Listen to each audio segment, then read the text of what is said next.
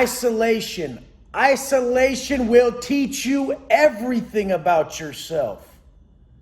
They say the conscience is the speaking of the soul with itself. When you sit down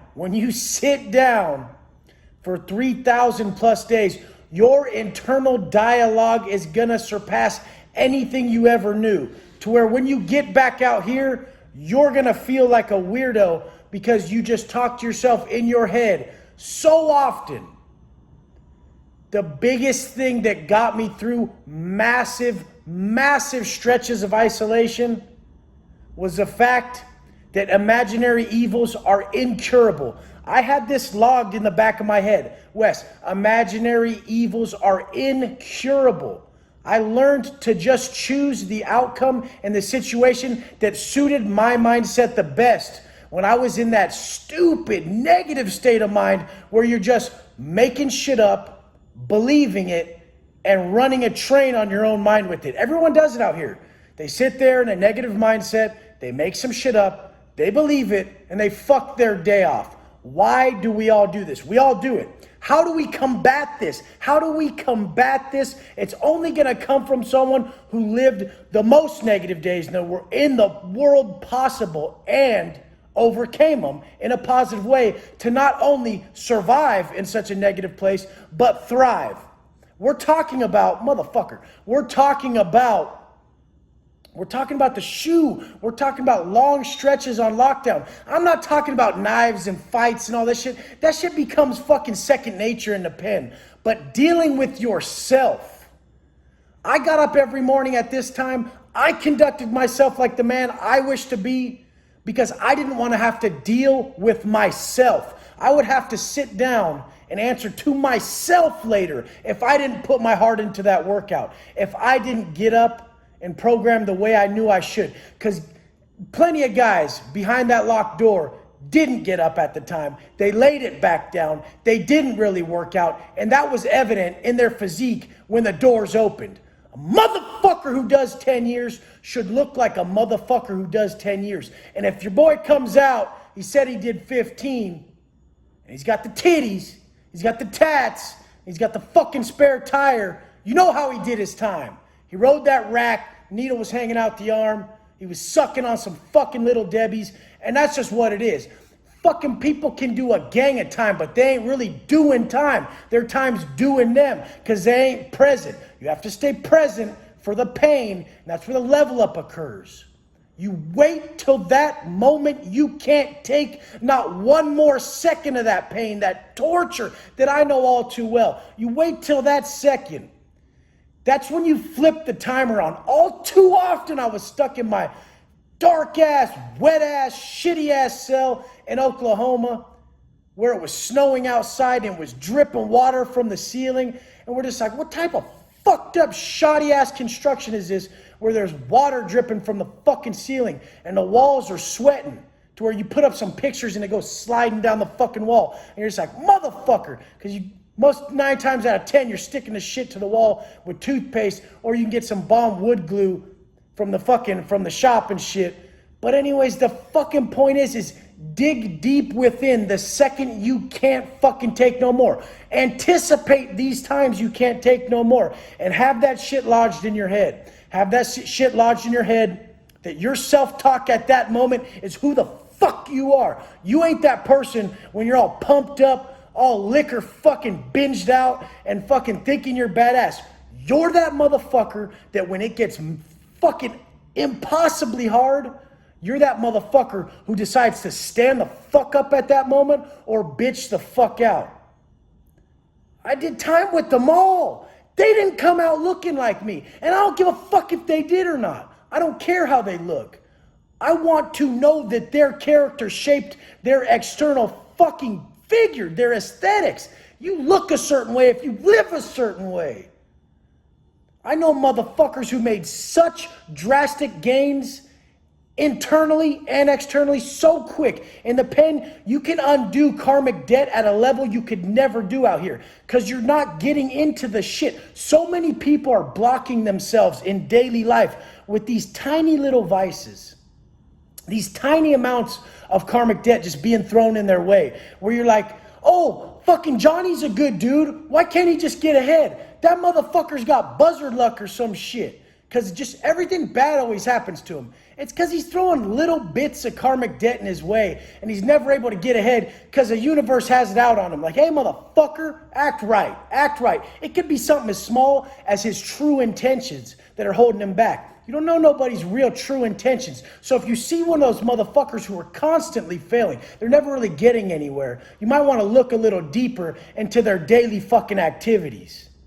But the point is, you can build up karmic debt just by not even being your best self, by not walking in line with your conscience. Your path is your conscience. I hate when people say, oh, I don't regret nothing. Even the mistakes I made, I don't regret them. I've even said that. I've said I don't regret the time I did and this and that. But this is the fucking difference. I didn't regret it then. I did my time like I told you I live, in a voyeuristic manner. I sit in the back of my head and I watch myself. I had many people write me during that time and say, fuck, Wes, you're making it look like a motherfucker would envy you to be in prison and you're in prison. What the fuck? And it's because I'm living my story. I'm present. I'm not looking anywhere else other than where I'm at. Where I'm at is the place I should be, and I'm extracting the growth from the moment, from the fucking moment. So what I'm trying to tell you is regret is not a choice. Regret, when people say I don't regret this or I do regret that, it's not a fucking choice.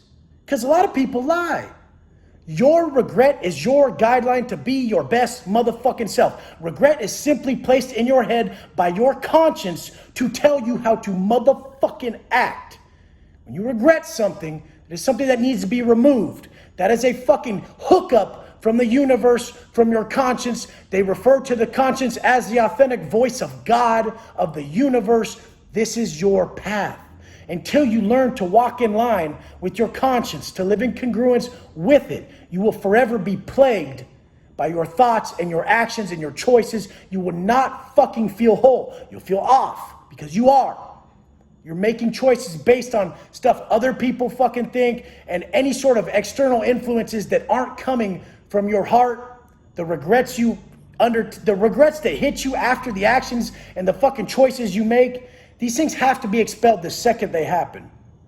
But isolation is a motherfucker because those incurable evils, those things we make up, how do we combat these things we're making up in our head? It's always going to be the selfless route that combats the incurable evils.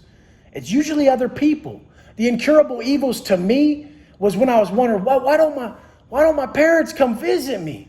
Why don't people write me? Do these motherfuckers care about me? That question, why, is one of the most evil things when done in a negative way. When we speak to ourselves, when we say why with our self-talk and our internal dialogue, when we do this in a negative way, it can fucking kill us. It can take our fucking life. I sat there for so long asking why, and I finally just said, fuck it. Fuck why. I love them anyways. I don't care why. I'm going to rewrite this. I'm going to learn unconditional love. I'm going to pass it on. The second I did that, everything went away. I wasn't blaming.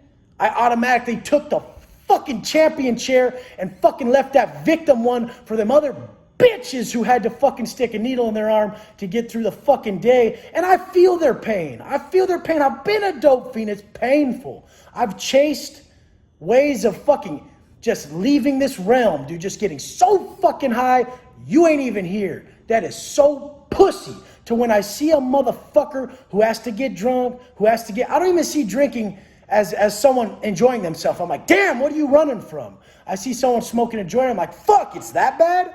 It's like, honestly, because anything that you're getting from this external substance that's fucking creating this pattern of thought in your head or erasing a pattern of thought, anything you're getting by ingesting this substance, you can do on your own without the substance, by just believing you can and continually trying to conduct yourself in a social manner without the alcohol, to relax without the weed. You can do it on your own, but guess what?